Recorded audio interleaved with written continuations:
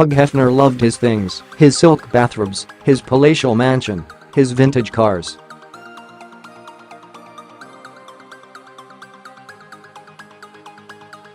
And of course, he would be quick to say, his girls, those interchangeable blondes all below a certain age, with their Barbie-shaped bodies and smiles that never moved their eyes.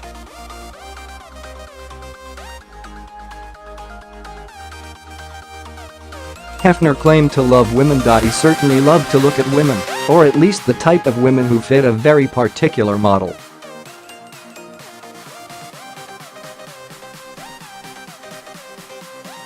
He loved to make money by selling images of women to other men who love women. He certainly met a lot of women, had sex with a lot of women, talked to a lot of women.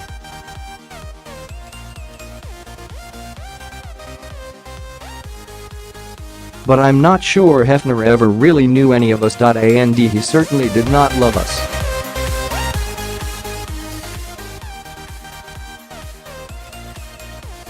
Hugh Hefner wasn't just a rake in expensive, if extremely cheesy, bathrobes. He was allegedly, according to multiple accounts, an abuser.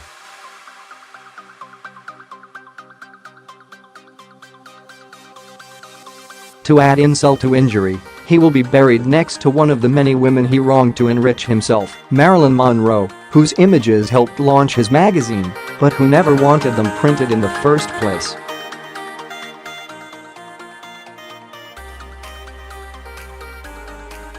Yes, Hefner was on the right side of many of the biggest issues of the modern era: free speech, reproductive choice, gay rights.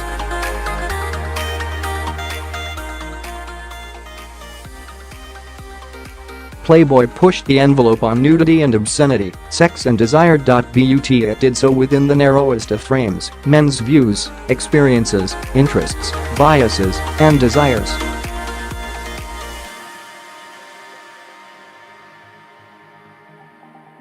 Hefner likely would say that Playboy was a reflection of the male psyche. But it also had a hand in shaping it, and the cultural psyche too.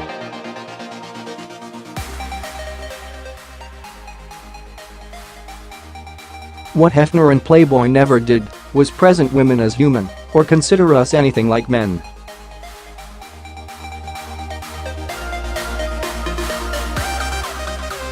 Hefner made female sex objects more relatable and accessible. The Playboy centerfold was the girl next door, not the famous movie actress, but this wasn't so much an elevation as a downward shift: social permission for men to look at all women through the zipper in their jeans and not even bother to pretend it was otherwise.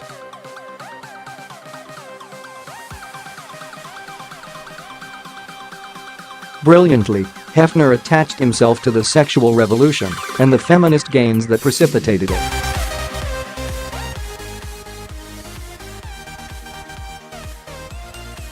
From his vantage point, publishing a magazine full of naked women was just one part of the new culture of free love.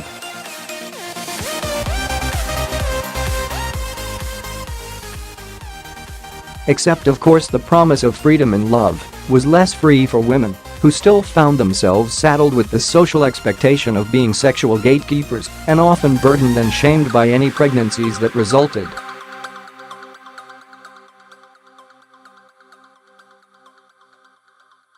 And women didn't have equal access to sexual pleasure either, a dynamic Hefner helped to foster.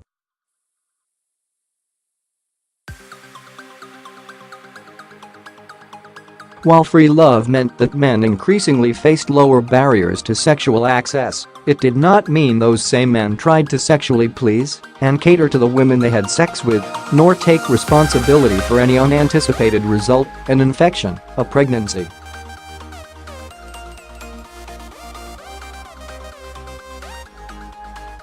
Hefner advocated for contraception and abortion rights, sure, but because those things benefited men's sex lives, not because they were necessary components of female freedom.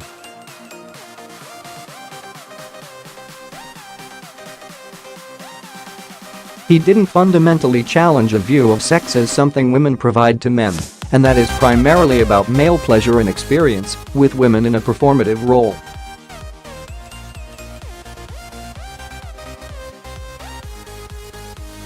If anything, He took that existing sexual imbalance and magnified it, creating a brand that is synonymous with sexualized women, being gazed at as things a man might want to acquire.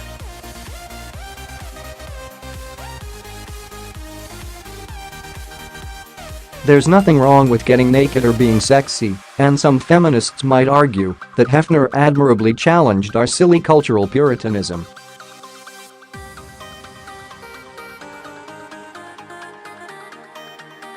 But American women have long been expected to be aesthetically and sexually pleasing. Hefner just had them show more nipple.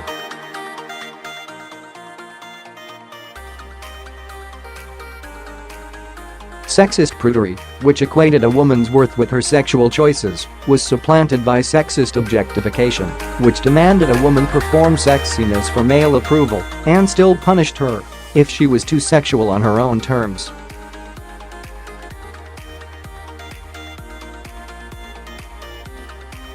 Some deal. Hefner's commitment to women's freedoms is apparent in how he treated the women in his life.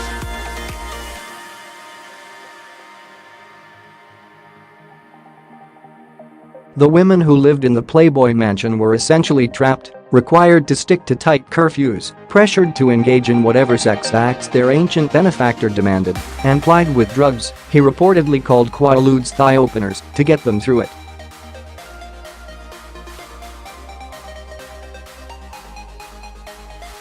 Before she was a feminist leader, Gloria Steinem was a journalist, and one of her stories was about going undercover as a bunny at the Playboy Club in New York, where the young women had to follow an arcane set of rules.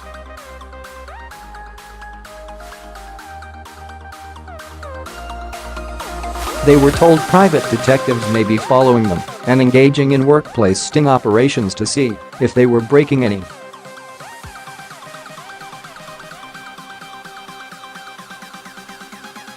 Bunnies were required to undergo an STI test and a gynecological exam conducted by a male doctor of the club's choice before starting work.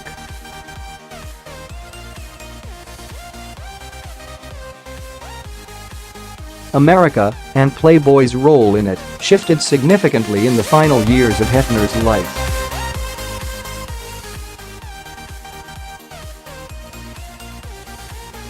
The magazine, and Hefner himself, once trafficked in an image of male sophistication.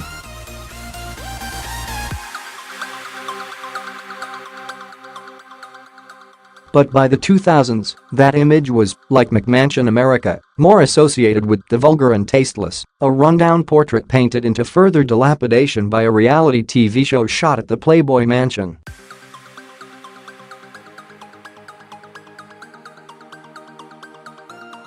The magazine itself also changed. With ubiquitous free internet porn, Playboy's promise of full frontal no longer sold copies.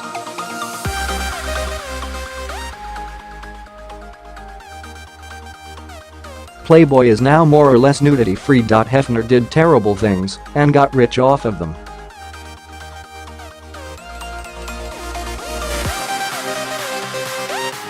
But it's still hard not to feel a little bit sorry for a man so clearly uncomfortable with himself that he built an empire on a commodified and empty casing of male sexual desire, a man who threw legendary parties to bond with other men over bikini-clad women, and who paid beautiful women to live in his house and have sex with him so he wouldn't have to be alone.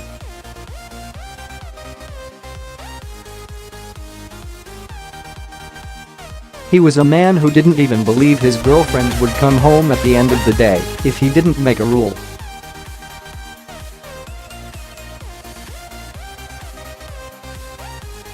If Hugh Hefner wasn't the founder of Playboy, if he was just Hugh Hefner, the man, all of the things he confused with love would have never come to him.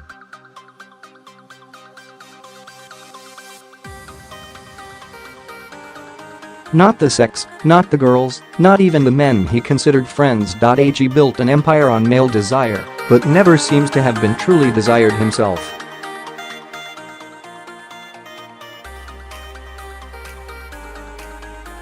He sold a new kind of masculine aspiration, of which he was the paradigm. It was the women he claimed to love who bore most of the cost, but now it's easy to see the price he paid too. The things a callow and shallow little man will trade for some time in the spotlight next to a blonde with a great rack.